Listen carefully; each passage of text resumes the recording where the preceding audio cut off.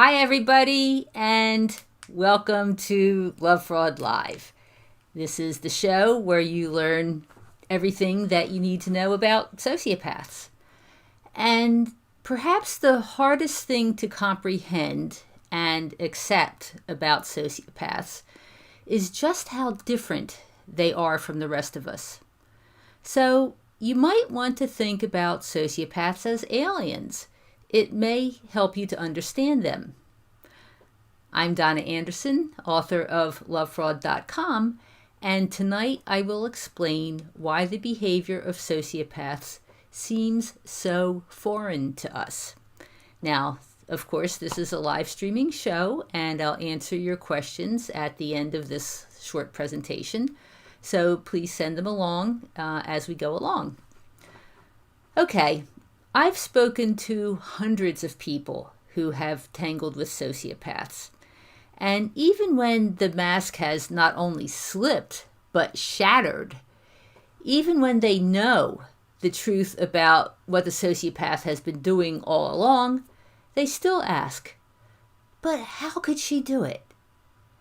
Or they say, he kept telling me how much he loved me. How could he cheat like that? Or he said we were soulmates. How can he just up and leave?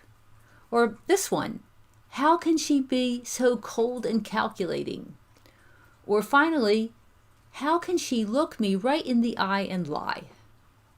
Then the people I talk to start making statements like the following. I would never think of taking someone's money.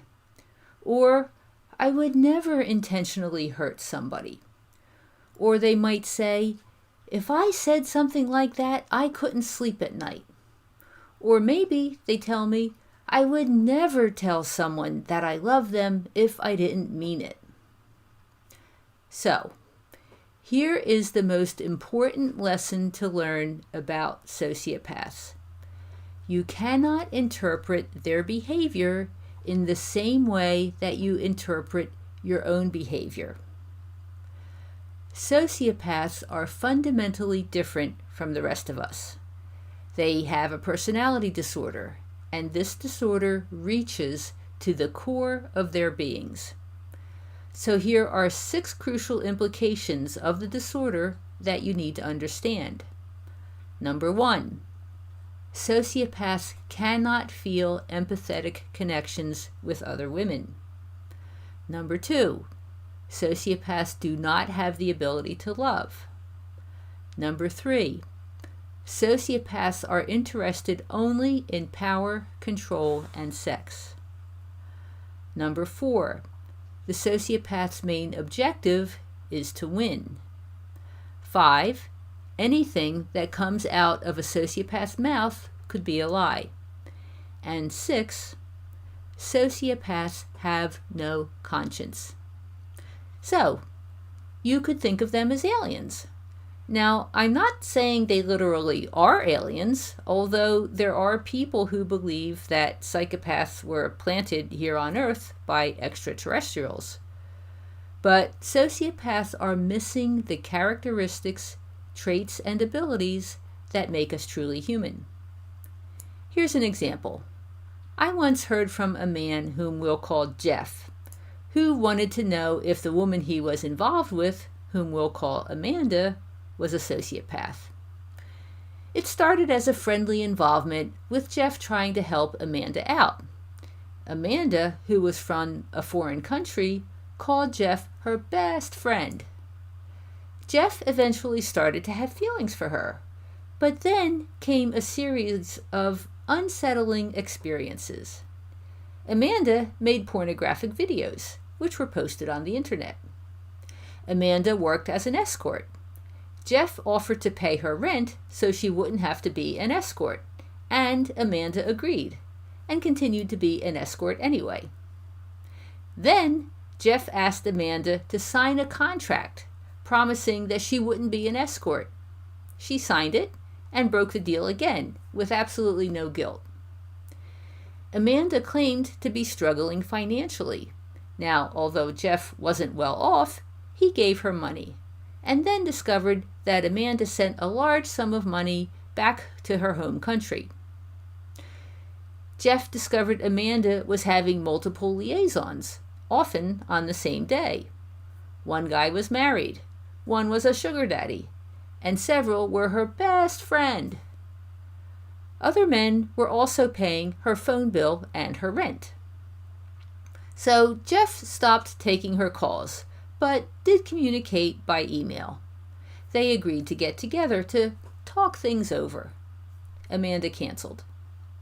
When they did finally have a conversation, Jeff thought that Amanda's words sounded hollow. He also realized her words were used for manipulation, not for communicating the truth. Jeff stopped talking to Amanda, but he knew that if he contacted her again, she would be nice and friendly, as if nothing had ever happened. So, is Amanda a sociopath? I think so, and that's what I told Jeff. His next question was, what are the most glaring indications that she is a sociopath? And that brings us to an important point. The most glaring indication of sociopathy is not any particular trait or disorder, but the overall pattern of traits and behaviors. Sociopathy is a syndrome, and what this means, this is why they are so different. Now, dictionary.com defines a syndrome as a group of symptoms that together are characteristic of a specific disorder, disease, or the like. So, although Amanda is an escort, that doesn't necessarily make her a sociopath. She took advantage of Jeff, but that doesn't make her a sociopath. She had multiple sexual relationships, but like the others, that doesn't make her a sociopath. Her words sounded hollow, but that also doesn't make her a sociopath. And if Jeff and Amanda ever talked again, she would act as if nothing happened. But like everything else, that doesn't make her a sociopath. Amanda is a sociopath because of her overall traits and pattern of behavior, including promiscuity, entitlement, manipulation, exploitation, breaking agreements, lying, shallow emotions, and lack of remorse. All of these characteristics taken together add up to a character disorder. Now, for most of us, the realization that people like Amanda exist is a shock to the system. They look just like the rest of us. They appear to be so normal, talented, fun, and exciting, and they keep proclaiming their love. It's so hard to believe that when they make promises or express feelings, they're simply acting. It's all a charade, a mirage, and that's why it may help you to think of them as aliens. So, what do you do with this information? You accept it.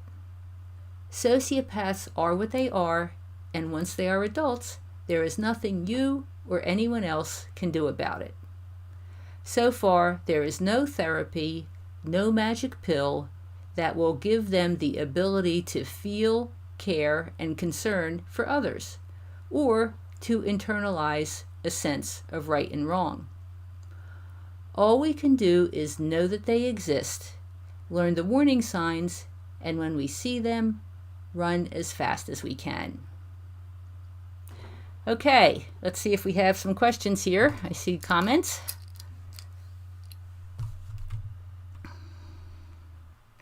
Monica says she's not calling her brothers. Okay, good for you. That's where it starts. It starts with no contact. And the longer you can maintain no contact, the more their hook on you will start to unravel from your brain. So stay strong and just keep going. You know, one day after the next, one day after the next. And some people actually would mark it on a calendar, you know, that the days that went by that they didn't call, and it seems to help. So maybe that's something that you could try.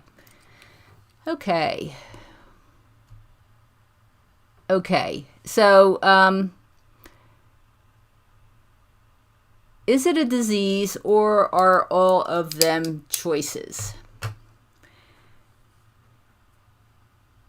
These personality disorders are definitely part of who the people are. And it's not quite accurate to call it a disease, because if you look at the medical description, a disease implies that a person was healthy and then got sick. And when people have personality disorders, because it's so highly genetic, it's something that they're born with. Although, I mean, often some people start showing the signs as children, but often that isn't the case. Often, maybe into their teenage or even up to early adult years, people may be free of symptoms and then it comes on. But it's not as if people were fine before and then suddenly their conscience disappeared. They always were this way. And so that's why the word disease isn't quite accurate, because it implies that they realized what it was like to be healthy and may want to go back to what they used to be. And that's just simply not the case with the disorders, is that, this is integral to who the people are. So let's see what else we have.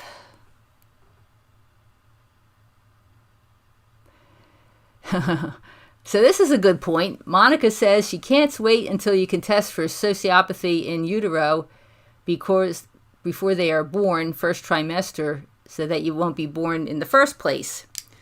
Well, actually, a good thing that people could do in order to prevent sociopaths from being born is by being aware that they exist, knowing the warning signs, and then not having sex with sociopaths.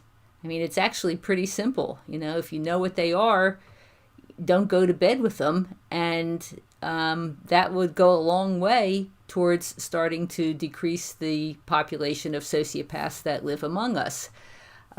It's true that sometimes the genetics are somewhere else on the family tree, grandparents or something like that, but a good first step would be to avoid sociopaths in romantic relationships, not have sex with them, and that way you don't have people possibly inheriting the genetics. That's why it's so important to know that they exist and to know the warning signs, and also to trust your intuition. Remember, most people do get some type of intuitive warning that there's something wrong with a person, like early on in an involvement. But because we don't know about the warning signs of sociopathy, we don't know how to interpret the internal warning. So, through education, we could learn what they are and stay away from them, and that would help a lot. It would really help a lot. Okay, let's see if we have any other questions. Okay, so Mary says, could getting married and finding it doesn't live up push you into sociopathic behavior? Sociopathic behavior, I would say, first of all, if you get married and find out that the person or the marriage isn't what you expected it would be, that would not make you into a sociopath. I mean, somebody is already disordered, and they hid it essentially until they come and then usually what happens in these situations is that sociopaths are on their best behavior until they catch you, until you are committed, until you get married, until you get pregnant or something like that. And once they figure out that they've got a rope around you and you're not going anywhere, then they stop with the good behavior, and then they become what they really are. They stop the act, they stop the charade, and then you see the real person. So everything that came before was essentially fake. And when they see once they have you trapped, that's when they stop acting. In fact, I even know of, I heard of someone, one of my survey respondents said that, right after the wedding, her husband said to him, okay, I can stop pretending now. I mean, that was it. I mean, they consciously know that they're putting on an act in order to reel you in.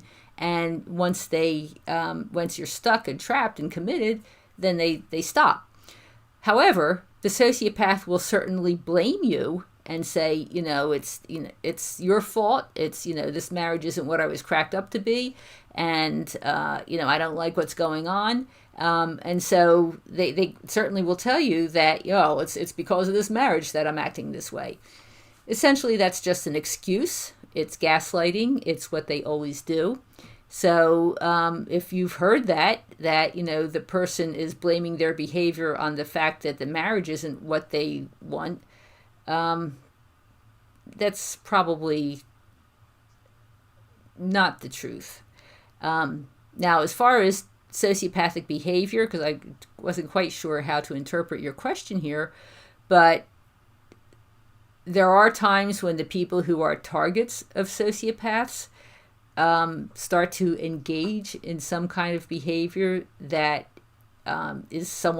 seems to be disordered out of self-defense. I know that I did a few things when, as a result of my marriage to a sociopath, that I never would have done if it weren't for the situation that he created. But that doesn't mean that you're a sociopath. It means that you're defending yourself, and sometimes you have to fight fire with fire. Okay. Let's see if we have another question. Okay, so Flower Wolf says, my intuition tells me there is something wrong with them, but that suspense just pulls me in because I'm curious and fascinated by them. Well, as long as you realize that you're playing with fire, it's typically a better idea to get the people out of your life, because they can be so extraordinarily manipulative and so convincing that you could get trapped, you could get hooked, you could get seduced. And if you're strong enough to withstand it, I guess you could entertain yourself a little bit, but it is definitely risky and not something that I would recommend. Okay.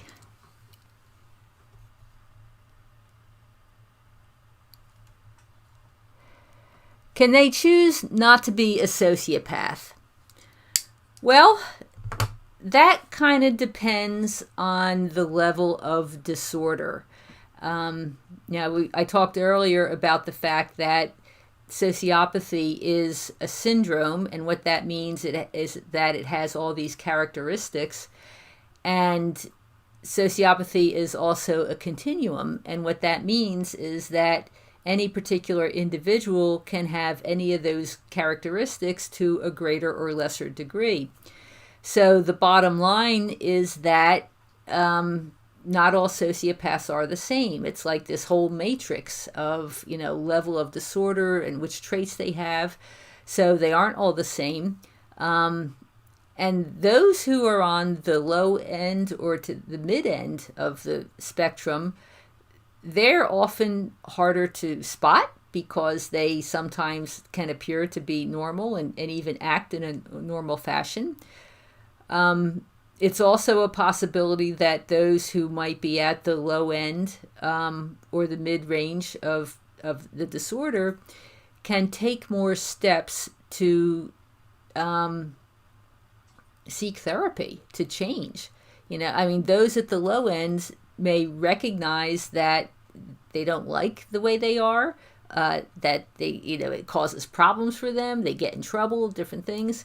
So there is definitely the possibility that they can control their behavior, because sociopaths do this all the time. Sociopaths, when they're reeling you in, they know how to act normal, they know how to behave. Can it actually get to the point where they change internally? Possibly. With those who are self-aware and those who really do want to make a change, are willing to go to therapy.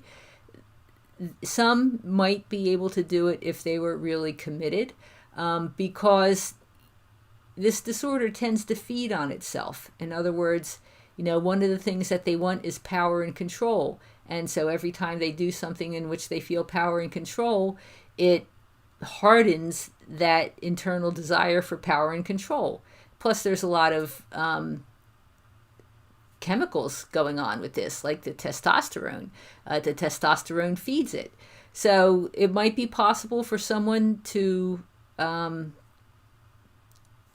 bring down the level of disorder somewhat.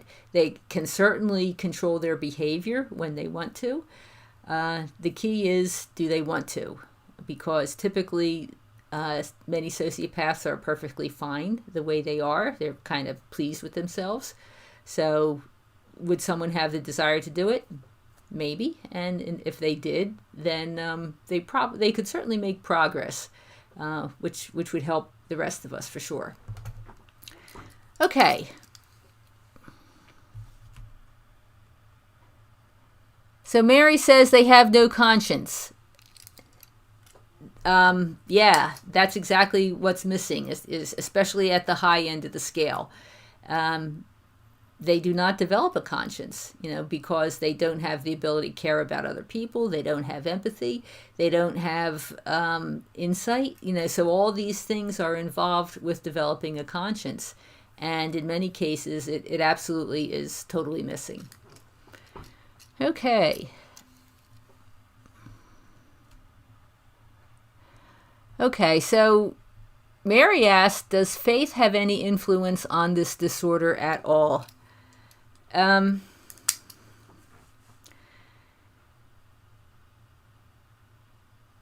think a lot of, let's see. Some sociopaths, like my ex-husband, are total atheists, but plenty of sociopaths belong to religious organizations. In fact, I've heard about plenty of sociopaths who actually are clergy, and often what they're doing is, they may believe, but they are using the church as a happy hunting ground, because, people who are part of the same congregation tend to trust the other people in the congregation. Those who are clergy like power and control. And if someone pretends to be a spiritual advisor or a spiritual guru, or your conduit to God or something like that, then yeah, that can be a lot of power and control. So, can faith help them? Possibly, but I would say that if someone is thinking about praying for a sociopath, that you do it from a distance, and you recognize that, we're all only responsible for our own salvation. Okay, we are worried about what's good for our lives here and in the future, in the afterlife, or whatever. So if you want to meditate on someone, send them loving kindness. If you want to pray for someone, that's fine. But recognize that even if you're doing that, you don't have control over this. That person is the one who has to work towards their own salvation, and there's not a lot that you can do about it. If you want to pray, ask for guidance for that person. Maybe it'll reach them. I don't know, because things can work in mysterious ways, but I certainly would do it from a distance.